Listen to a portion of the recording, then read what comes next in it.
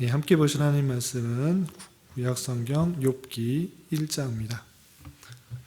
오늘 5월 1일인데 5월 들어서는 욥기 말씀을 읽어나가려고 합니다. 오늘 말씀 읽기 본문인 욥기 1장 중에서 13절부터 22절까지 말씀을 함께 봉독합니다. 구약성경 욥기 1장 13절부터 22절까지 함께 봉독하겠습니다. 하루는 욥의 자녀들이 그 맏아들의 집에서 음식을 먹으며 포도주를 마실 때 사환이 욥에게 와서 아뢰되 소는 밭을 갈고 나귀는 그 곁에서 풀을 먹는데 스바 사람이 갑자기 이르러 그것들을 빼앗고 칼로 종들을 죽였나이다. 나만 홀로 피하였으므로 주인께 아뢰러 왔나이다.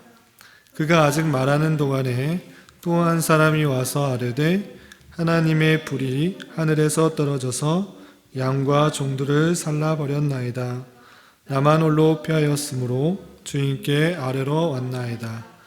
그가 아직 말하는 동안에 또 한 사람이 와서 아뢰되 갈대아 사람이 새 무리를 지어 갑자기 낙타에게 달려들어 그것을 빼앗으며 칼로 종들을 죽였나이다. 나만 홀로 피하였으므로 주인께 아뢰러 왔나이다. 그가 아직 말하는 동안에 또 한 사람이 와서 아뢰되 주인의 자녀들이 그들의 맏아들의 집에서 음식을 먹으며 포도주를 마시는데 거친 들에서 큰 바람이 와서 집 내 모퉁이를 치매 큰 청년들이 위에 무너짐으로 그들이 죽었나이다. 나만 홀로 피하였으므로 주인께 아뢰러 왔나이다 한지라. 욥이 일어나 겉옷을 찢고 머리털을 밀고 땅에 엎드려 예배하며 이르되 내가 모태에서 알몸으로 나왔사온즉 또한 알몸이 그리로 돌아가올지라. 주신 이도 여호와시오 거두신 이도 여호와시오니 여호와의 이름이 찬송을 받으실지니다 하고 이 모든 일에 욥이 범죄하지 아니하고 하나님을 향하여 원망하지 아니하니라. 아멘. 이 시간에도 잘 오셨습니다. 하나님께서 주시는 말씀들을 사모하는 마음으로 이 자리에 있길 바라고 이 말씀을 통해서 또 하나님께서 내게 주시는 말씀이 무엇인지를 잘 깨닫고 마음속에 잘 간직하며 또 우리에게 주어진 삶을 살아갈 수 있기 바랍니다. 5월 들어서는 욥기 말씀을 읽어나가는데 욥이라는 사람을 혹시 들어보셨나요? 네, 한 번씩은 시온이 아는 내용이에요. 욥에 대해서 어떻게 알게 되었어요? 만화책, 성경 만화책에서 봤죠. 예, 그 만화책에서 본 욥에 대해서 오늘 한 달 동안 살펴볼 텐데 좀 어려울 수도 있는데 또 읽어가면서 또 어떤 교훈을 우리가 받아서 살아야 되는지를 잘 깨닫는 시간 되길 바랍니다. 그러면 1장에서는 욥이 어떤 사람인지에 대해서 1절부터 6절까지 잘 나와 있는데 욥에 대해서 먼저 어떤 사람인지 살펴보도록 하겠습니다. 1절 보면 우스 땅에 욥이라 불리는 사람이 있었다라고 되어 있습니다. 그래서 우스 땅이라고 하는 것은 우리가 수요 성경 공부 때 그 팔레스타인 지역, 가나안 지역을 잘 살펴보았잖아요. 예, 그 중에서 염해 또는 사해의 남동쪽에 여러 나라들이 있었습니다. 혹시 염해의 남동쪽에 있었던 나라들 기억하세요? 잘 기억이 안 나세요? 예, 그쪽에 보면 에돔, 모압, 암몬이라는 그런 이방 족속들이 있었습니다. 이스라엘 족속이 아니고 이방 족속이 있는데 그쪽 지역이 우스라는 그런 지역이었습니다. 그래서 그쪽에 사는 사람 중에 욥이라고 불리는 사람이 있었습니다.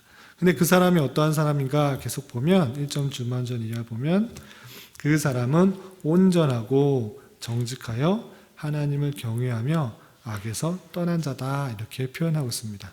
그러니까 하나님 보시기에 선한 일들을 행하고 있는 그런 모습을 살펴볼 수 있습니다. 그런데 먼저 이 욥이라고 하는 사람이 어느 때 있었던 사람인가라고 했을 때는 아브라함 시대 정도로 생각이 해요. 욥기를 읽어보면 이게 어느 시대인지 주변의 상황을 잘 설명하고 있지 않아서 어느 때 사람인지 잘 알 수 없지만 한 가지 힌트가 되는 그런 내용이 있습니다. 어느 때인가라고 했을 때는 뒤에 읽어보면 욥이 많은 심판을 받고 다시 하나님께서 회복하고 나서 약 140년을 살았다라는 그런 표현이 있어요. 140년을 더 살았다고 하면 적어도 한 200살 정도는 되지 않을까라고 생각하는데, 그렇게 살 수 있을 정도의 평균 연령을 살펴보면 아브라함 때가 그렇게 살았던 것을 볼 수 있어요. 아브라함이 약 170세, 그리고 그의 아들 이삭이 180세 정도 살았으니까 그때 평균 수명까지 살았으니까 욥도 그러한 시대에 살았지 않았을까라고 추측을 하고 있는 것입니다. 아브라함 시대 때 살았던 우스 땅에 살았던 욥이라는 사람이 하나님을 경외하는 사람이었다라고 할 수가 있는 것입니다. 시온이 질문 있어요? 네. 성경이 시대별로 나와 있는 거 아니에요? 네, 시대별로 잘 설명했어요. 네. 확실히 네. 알 수 있는 거 아니에요? 아니에요. 시대별로 나와 있는 거. 이게 성경이 잘 질문해 주었는데, 우리 그 교리 공부 시간에 제일 먼저 배웠던 게 성경이었어요. 성경이었는데 성경이 어떠한 책인가라고 했을 때 성경이 하나님께서 주신 계시의 말씀이다라고 배웠는데, 또 아무 흠이 없고 오류가 없는 그런 책이다 배웠는데, 성경이 어떻게 묶여 있는가 했을 때는 시대 순으로 묶여 있는 것이 아니라 종류에 따라 묶여 있다라고 배웠습니다. 그래서 맨 앞에는 모세오경, 그 다음에 역사서, 그 다음에 선지서, 이런 식으로 분류별로, 종류별로 되어 있다라고 했습니다. 그래서 시대별로 쭉 나와 있는 성경도 있고, 또 이렇게 종류별로 분류해서 나오는 성경이 있다라고 그랬습니다. 예, 시온이. 네, 여기 암몬, 모압, 에돔은 네, 이스라엘을 멸망시키려고 했던 나라잖아요. 네. 그러면은 여기 이 욥은 이스라엘 백성이에요? 아니죠. 자, 아니에요? 예, 지금 잘 보세요. 여기에서 우리가 배웠던 지역을 설명하려고 모압, 에돔, 암몬을 설명한 거고, 지금 아브라함은 혹시 어디서 살았는지 아세요? 원래 고향? 갈대아 우르. 들어봤죠? 갈대아 우르에 살고 있던 사람이고, 그리고 그 지역에 살고 있던 그 아브라함이라는 사람을 하나님께서 주권적으로 택해서 그의 자손을 통해서 이스라엘 백성이 생긴 거예요. 아시겠어요? 그런데 그 백성이 아닌 사람 중에 욥이라는 사람, 그때 당시에 우르는 메소포타미아 위쪽 지역, 티그리스강, 유브라데스강 위쪽에 있는 그런 비옥한 지역을 갈대아 우르라고 하고, 여기는 사해 남동쪽, 아라비아 반도 아래쪽, 거기가 우스 땅이라고 하는 거예요. 우르 땅, 우스 땅. 여기 우르에는 아브라함이 살고 밑에는 욥이라는 사람이 살았어요. 그런데 이 흩어진 백성들 중에 하나님을 아는 지식이 곳곳에서 있었던 거예요. 그 중에 하나님의 택하시는 백성은 많은 백성들 중에 욥이 아니라 아브라함의 자손을 통해서 이스라엘이 생기도록 한 거예요. 아브라함이 누굴 낳았죠? 이삭이 누굴 낳았어요? 야곱 이름이 변해서 누가 됐어요? 이스라엘 됐죠. 그 민족이 이스라엘 백성이 된 것이고, 그 외의 백성은 다른 이방 민족이 된 거예요. 하나님의 택하신 백성이 이스라엘 백성이 되었는데, 이스라엘 백성을 통해서 이스라엘 백성만 구원한 것이 아니고, 이스라엘 백성을 통해서 하나님을 섬기는 백성, 하나님을 섬기는 모습이 어떠한지를 말씀도 주고 율법도 주고 보여주는 제사장적인 족속이 된 것이고, 나머지는 그 이스라엘 백성들을 통해서 하나님을 어떻게 섬기는지를 보고 배우는 거예요. 아시겠죠? 그래서 이 사람은 이스라엘 백성이 아니죠. 당연히 이스라엘 백성은 한참 뒤에 아브라함의 후손으로부터 생기는 자손이에요. 아시겠죠? 예, 그렇지만 이스라엘 족속이 아니었지만 하나님을 아는 지식이 있었던 사람이다 라고 이해하시면 되겠습니다. 예, 그래서 하나님을 잘 섬기는 사람이에요. 어떻게 보면 아브라함보다 더 신앙이 좋을 수도 있어요. 어떠한 모습이 있었길래 욥이 더 좋다고 말했는가 우리는 한 달 동안 살펴보면서 또 잘 볼 수 있을 것 같아요. 어떤 신앙을 갖고 있었는가 몇 구절만 보면 1절의 중반절에서도 하나님을 경외하며 악에서 떠났다 이런 표현이 있고 또 우리 읽지는 않았지만 5절 보세요. 5절 자녀가 아들 7과 딸 3이 있는데 생일잔치를 벌이고 나서 생일잔치가 있잖아요. 생일잔치 이후에 어떤 일을 했는지 욥의 모습을 살펴볼 수 있습니다. 욥의 신앙의 모습 5절 함께 같이 읽어보겠습니다. 시작. 그들이 차례대로 잔치를 끝내면 욥이 그들을 불러다가 성결하게 하되 아침에 일어나서 그들의 명수대로 번제를 드렸으니 이는 욥이 말하기를 혹시 내 아들들이 죄를 범하여 마음으로 하나님을 욕되게 하였을까 함이라. 욥의 행위가 항상 이러하였더라. 아멘. 생일 잔치가 있으면 밤새도록 먹고 즐기는 일을 했잖아요. 그런데 그 다음날 아침에 무엇을 했냐 했을 때 그 명수대로 번제를 드려서 혹시나 이 아이들이 이 자녀들이 마음으로 죄를 범하였을까 또는 하나님을 욕되게 했을까라고 생각하면서 제사를 드렸다, 번제를 드렸다 이렇게 표현하고 있어요. 그런데 이것은 그때만 생일잔치만 그런 것이 아니고 항상 그렇게 했다라고 표현하고 있습니다. 그만큼 경건한 삶의 모습 또 하나님 앞에서 죄를 짓지 않도록 열심히 사는 그런 신앙인의 모습을 볼 수 있습니다. 그런데 중요한 것은 이런 욥, 그리고 이런 욥이 또 가진 재물들이 얼마나 많은가 했을 때는 3절 그의 소유물은 양이 7,000마리요 낙타가 3,000마리요 소가 500결이요 또 암나귀가 500마리며 종도 많이 있었으니 이 사람은 동방 사람 중에 가장 훌륭한 자라 칭함을 받을 정도로 아주 재산이 아주 많은 사람이었어요. 그리고 동방에 이 동쪽 지역에 아주 훌륭하다라고 많은 사람에게 인정을 받던 사람이었습니다.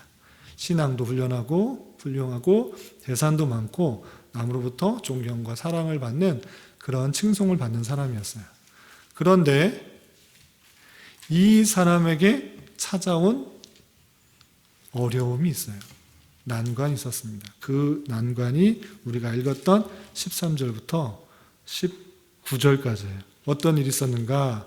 13절 보면 하루는 욥의 자녀들이 그 맏아들의 집에서 음식을 먹으며 포도주를 마실 때 14절 상환이 욥에게 아뢰되 소는 밭을 갈고 나귀는 그 곁에서 풀을 먹는데 스바 사람이 갑자기 이르러 그것들을 빼앗고 칼로 종들을 죽였나이다. 나만 홀로 피하였으므로 주인께 아뢰었나이다.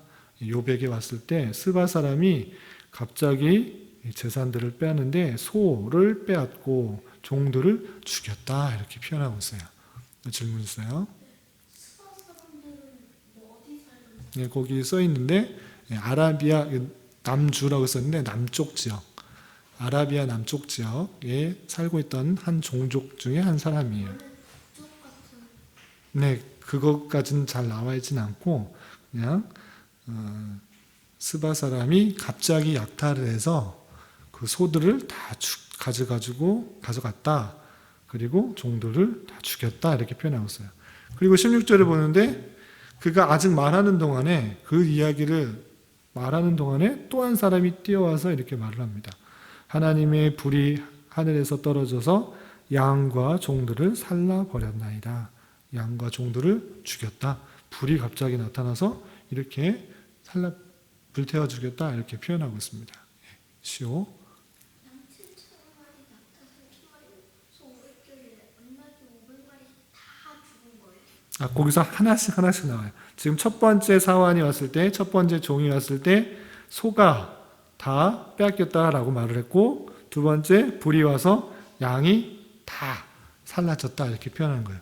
이제 소, 양, 근데 또 남은 거 있죠? 그렇게 뭐가 있는지. 또 17절 보니까 그가 아직 그렇게 말하는 동안에 또 한 사람이 와서 아르되 갈대아 사람이 새 무리를 지어 갑자기 낙타에 달려들어 그것을 빼앗으며 칼로 종들을 죽였나이다. 갈대아 사람이 또 와가지고 물을 지어서 낙타를 갖고 있던 낙타를 다 빼앗았다. 그리고 그걸 지키던 종들을 죽였다. 이렇게 표현하고 있습니다. 낙타까지 이제 다 빼앗겼어요. 그리고 18절 보니까 그가 아직 말하는 동안에 또 한 사람이 와서 아뢰되 주인의 자녀들이 그들의 맏아들 집에서 음식을 먹으며 포도주를 마시는데 거친 들에서 큰 바람이 와서 내 집 모퉁이를 치매 청년들 위에 무너짐으로 그들이 죽었나이다. 잔치를 벌이는 중에 큰 바람이 그 집을 쳐서 그 집이 무너져서 그 자녀들이 다 죽고 혼자만 피해서 주인께 아뢰러 왔다. 이렇게 말했어요. 안에 있는 사람들이 죽었냐고요? 바람이 쳐서 집이 무너지니까 잔치했던 사람들, 그 안에 있는 사람들이 다 죽었다. 이렇게 표현하고 있습니다. 그렇게 많은 재산들이 있고 또 경건한 삶의 모습들이 있었지만 그러한 사람도 이렇게 어마어마하게 힘들고 어려운 상황이 닥칠 수 있다 없다? 닥칠 수도 있다. 하나님을 잘 믿으면 늘 평안하고 기쁘고 즐거운 사람, 행복한 삶만 있는 것이 아니라 뜻하지 않게 이런 어려움도 찾아올 수 있다 없다? 있다. 그래서 하나님을 믿으면 늘 그렇게 좋은 일만 있는 것이 아니고 원치 않게 이런 일도 찾아올 수 있다라고 우리는 생각할 수 있어야 됩니다. 욥이라는 사람도 이렇게 경건하게 하루하루 또 경건한 모습으로 또 하나님 따르려고 하는 그런 모습이 있었지만 뜻하지 않게 이런 어려움이 자기 재산도 다 빼앗기고 없애지고 불태워지고 심지어는 사랑하는 자기 자녀들이 몇 명이라고 했었어요? 아들 7, 딸 3, 10명이나 됐는데 모두가 다 죽었다. 그렇게 말했어요. 이렇게 어마어마하게 힘들고 어렵고 슬픈 일, 환난 같은 일이 찾아올 수도 있다라고 생각을 할 수 있어야 됩니다. 그런데 더 중요한 것은 그렇게 어려움이 찾아올 때 욥이 보인 반응이에요. 욥이 어땠을까 보도록 하겠습니다. 20절 함께 읽겠습니다. 시작. 욥이 일어나 겉옷을 찢고 머리털을 밀고 땅에 엎드려 예배하며. 겉옷을 찢고 머리털을 밀고 하는 것은 슬픔의 표현이에요. 이 사람들은 슬프고 너무 애통스러울 때 마음이 찢어진다라는 표현을 겉옷을 찢어서 표현을 했습니다. 겉옷을 찢고 머리털을 밀고 슬픈 표현을 했습니다.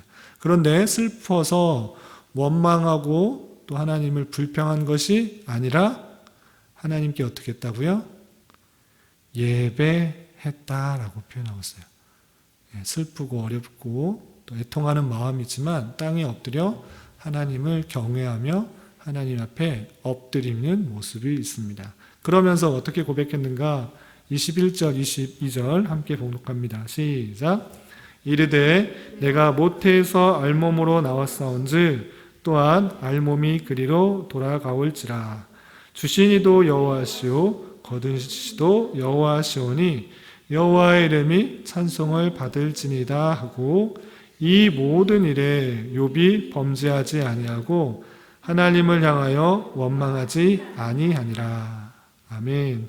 물론 재산이 갖고 있던 많은 재산이 다 없어진 것 슬픈 일이에요.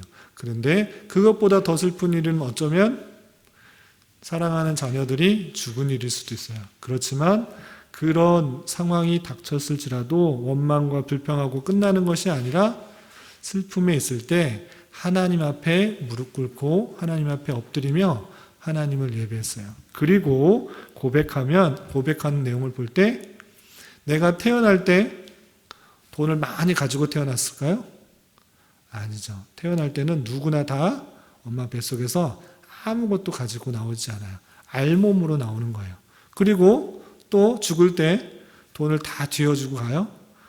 많은 재산들 또는 재물들, 양이나 소나 이런 것들 다 갖고 가요. 갖고 가려고 다 무덤에 묻어놔도 그것을 갖고 가는 것이 아니고 다 빈손으로 갈 수밖에 없는 거예요.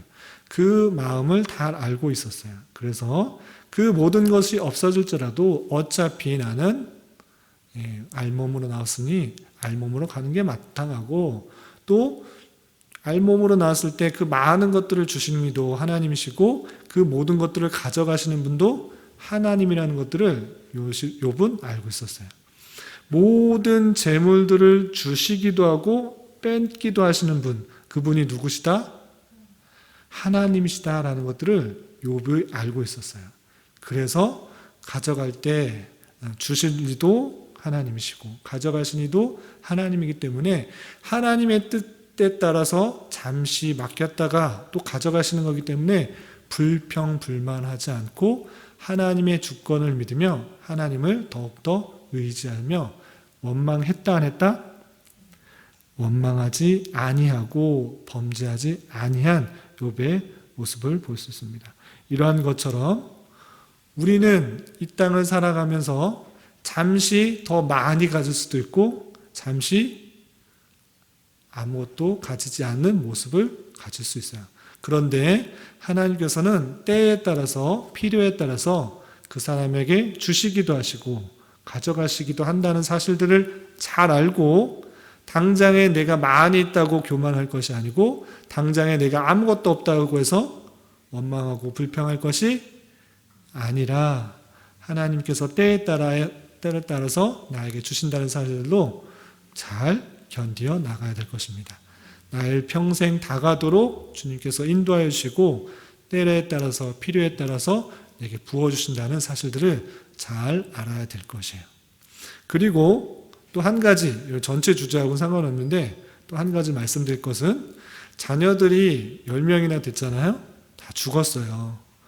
인간적인 모습에 있어서는 슬플 수도 있고 안타까울 수도 있어요. 사랑하는 사람이 갑자기 떠났으니까. 그렇지만 하나님을 믿는 사람에게 있어서는 죽음이 슬픈 일이다 아니다? 아니에요. 하나님께 가는 시간이에요. 그래서 우리 하나님을 믿는 사람은 죽음을 두려워하지 않는 자세로 오히려 육신을 입고 있으면 많은 불편과 어려움도 또 있고 또 고난도 받아야 되고 또 병이 들 수도 있고 아픔도 있을 수 있어요. 그렇지만 하나님께서 하나님의 백성을 데려가는 것에 대해서 우리는 더 기쁜 마음으로 천국으로 환송할 수 있는 그런 마음도 있어야 돼요. 당장에 눈에 보이는 그런 사람들이 자녀들이나 또 가족들이 없을 때 안타까운 마음이 물론 있을 수 있지만 그것을 너무 슬퍼할 것이 아니라 하나님의 때에 불러가셨다라는 사실들을 가지고 또 감사한 마음을 또 가지고 그 자녀들이 주님께 갔을 것이다라는 마음으로 보낼 수 있는 것이 마땅한 신앙인의 자세라는 사실들을 잊지 말아야 될 것입니다. 아시겠어요? 그리고 이 욥기의 내용을 통해서 좀 더 생각해야 될 것 몇 가지 더 살펴보도록 하겠습니다. 교환 4번에 보면 뜻밖의 만나는 고난에 대해서 가질 자세에 대해서 4가지로 정리해 보았습니다. 첫 번째, 하나님을 믿는 성도들이 뜻밖의 내게 어려움과 힘든 곤란이 찾아올 때 먼저 생각해야 될 것이 무엇인가 라고 했을 때는 혹 내가 알지 못하고 지은 죄는 없는지 되돌아 보아야 돼요. 하나님께서는 택하신 백성을 거룩하고 정결하게 성장해 나가기를 원하세요.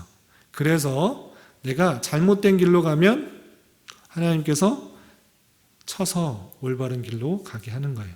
우리 시온이시고도 엄마 아빠 부모님이 너무나 사랑하기 때문에 올바로 자라기를 원해요. 그런데 바른 길로 가지 않고 나쁜 길로 갈 때 엄마 아빠를 통하여서 올바른 길로 가라고 꾸중을 듣기도 하고 또 매를 맞기도 할 수도 있어요. 그런 것처럼 하나님께서 모든 성도들에게 그 자녀들에게 올바른 길로 가게 하기 위해서 어려움을 주고 또 힘듦을 주시는 거예요. 그럴 때 내가 잘못한 것이 없는가 되돌아볼 수 있는 지혜를 가져야 돼요. 하나님께서는 어려움과 힘듦, 고난을 통해서 내가 벌을 받고 있는 것이구나. 내가 죄를 지었기 때문에 바른 길로 돌아가도록 그렇게 하나님께서 치시는구나를 생각할 수 있어야 되는 것입니다. 먼저 그렇게 생각해야 되는 것입니다. 그런데 욥은 그런 잘못이 없었음에도 불구하고 그렇게 어려움과 힘듦이 생겼습니다. 그래서 제일 먼저 내가 잘못한 것이 없는지를 되돌아보고 그런 것이 생각나지 않는다고 하면 하나님께서 그 어려움과 힘듦을 통해서 내 신앙이 더욱더 성장하기를 바라는 그런 환경을 주시는구나로 생각할 수 있어야 될 것입니다. 욥기 끝날 때, 다 끝날 때 욥의 고백에 있어서는 내가 듣기는 하나님에 대해서 말로만 들었었는데 내가 주님을 봅니다 라고 이렇게 고백하는 것처럼 고백하고 있는데, 그런 것처럼 하나님을 깊이 체험할 수 있는 시간이 될 수 있도록 여러분 성도들에게 고난과 어려움을 주시는 것입니다. 그래서 어려움이 찾아올 때 또 한 가지 생각해야 될 것은, 내 시험이 너무 힘들다, 너무 어렵다, 너무 낭망된다 하면서 어떤 사람들은 자신의 생을 끊는 사람도 있어요. 자살하는 사람도 있는데, 그렇게 어렵고 힘들다고 해서 생을 끊는 것은 절대 안 되는 거예요. 하나님께서 그 어려움을 통해서 성장하기를 바라고 계시는데, 그렇게 힘들다고 해서 내가 이 삶을 무엇을 사나라고 하면서 죽으면 안 될 것입니다. 그래서 고린도전서 10장 13절에는 이런 표현이 있습니다. 10장 13절 교환에 있죠. 옆에 메모란에 있는데 함께 읽어보겠습니다. 시작. 사람이 감당할 시험 밖에는 너희가 당하는 것이 오직 하나님은 미쁘사 너희가 감당하지 못할 시험 당함을 허락하지 아니하시고 시험 당할 쯤에 또한 피할 길을 내사 너희로 능히 감당하게 하시느니라. 아멘. 감당할 시험 밖에는 너희가 주지 않는다. 그 사실들 잘 생각하면서 내가 당할 어려움, 환난들, 이런 것들이 내가 감당할 수 있는 것이다 생각하고, 또 감당할 수 없을 것 같을 때 하나님께서는 또 피할 길을 주신다는 사실들을 잘 알아야 될 것이에요. 시온은 아직 어려서 이런 어려움이 혹 없다고 생각할 수도 있는데, 앞으로 쭉 자라다 보면 찾아오는 어려움이 분명히 있어요. 그럴 때 더욱더 하나님을 의지하면서 이것들을 감당하고 또 피할 길을 주시는구나를 경험할 수 있기를 부탁을 드리겠습니다. 세 번째 보면, 이 고난은 신앙의 성숙과 성장을 가져오게 해요. 하나님께서는 성도들을 온실 속의 화초로 기르려고 하시는 것이 아니라 백향목의 큰 나무같이 크고 단단해서 아주 건축 제물로 쓰일 만한 나무를 만드시기 원해요. 온실 속의 화초는 비바람을 잘 맞지 않고 그냥 따뜻한 기온에서 물 주는 대로 그냥 편하게 자라요. 그런데 그 온실 속의 화초를 밖에 내놓으면 쉽게 어떻게 되죠? 죽어요. 그래서 하나님께서 성도를 더 성장시키게 하는 방법은 비바람이 치고 또 어려운 것들을 겪게 함으로 말미암아 더 강한 햇빛과 또는 비바람을 맞으면 백향목의 큰 나무가 자라는 것처럼 아주 쓰임에 합당하도록 그렇게 훈련시키고 성장시키는 것들을 잘 보게 됩니다. 그래서 철이 아주 단단해지려면 연단을 시켜요. 철이 불에 담궈서 망치로 쾅탕탕탕 두드려야지 아주 단단한 철이 돼요. 그런 것처럼 성도들을 훈련시키고 연단시키고 하나님의 모습과 같이 성장시키기 위해서 그런 어려움을 주신다는 사실들을 잊지 않고 여러 가지 환난과 어려움을 잘 견딜 수 있기를 주님의 이름으로 부탁을 드리겠습니다. 야고보서 1장 2절부터 4절까지 함께 읽어보겠습니다. 시작. 내 형제들아, 너희가 여러 가지 시험을 당하거든 온전히 기쁘게 여기라. 이는 너희 믿음의 시련이 인내를 만들어내는 줄 너희가 알미라. 인내를 온전히 이루라. 이는 너희로 온전히 하고 구비하여 조금도 부족함이 없게 하려 함이라. 아멘. 야고보서에서는 오히려 여러 가지 시험, 여러 가지 환난 이런 것들을 만날 때 기쁘게 여기라 이렇게 표현하고 있습니다. 왜냐하면 그런 믿음의 시련, 그런 환난, 곤란 이런 것들 어려움을 통하여서 인내하게 되고 참을 수 있게 되고 이 인내, 참는 것을 통하여서 온전함을 이룰 수 있게 하신다. 그러니까 기쁘게 환난과 여러 가지 시험들을 잘 견디라 이렇게 표현하고 있는 사실들을 잘 생각할 수 있어야 됩니다. 마지막으로 우리는 그리스도의 군사요 제자로서 고난을 기쁘게 받아줄 줄 알아야 됩니다.